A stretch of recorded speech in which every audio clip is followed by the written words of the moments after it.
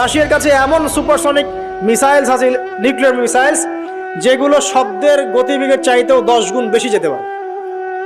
শব্দের গতিবেগ কত হার্টস বলো, তোমরা সায়েন্সে পড়ো নাই? তো এই শব্দের গতিবেগের চাইতেও 10 গুণ 20 গুণ বেশি যেতে পারবে কি একটা মিসাইল। মানে মিসাইল আবার আকাশ প্রতিরক্ষা ব্যবস্থা বলে একটা কথা আছে। আকাশ প্রতিরক্ষা ব্যবস্থায় ওই মিসাইলগুলোকে ডিফেন্ড করে দেওয়া যায়, ধ্বংস করে দেওয়া যায় আকাশেই। ওই প্রতিরক্ষা ব্যবস্থাও ধরতে পারবে না কত জোরে মিসাইল যাচ্ছে। এবং সেই রাশিয়াকে উস্কে দিচ্ছে এখন পশ্চিমারা, ফেলো একটা বোম, ইউক্রেনে একটা বোম ফেলো খালি। ও যদি একটা ফেলেই দেয় তখন দেখবেন পশ্চিমারা সবাই মিলে আবার যুদ্ধে নেমে যাবে, পুরো বেসাকার হয়ে যেতে পারে। আল্লাহু আলাম, আল্লাহ ভালো জানেন। তবে এটা সময়ের ব্যাপার মাত্র যে বিশ্বে একটা ভয়ঙ্কর প্রলয়কারী কিছু একটা হতে যাচ্ছে।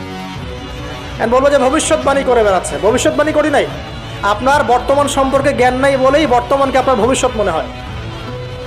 বর্তমান সম্পর্কে আপনি অজ্ঞ বলেই বর্তমানের জ্ঞানটাকে আপনার কাছে ভবিষ্যৎ মনে হচ্ছে।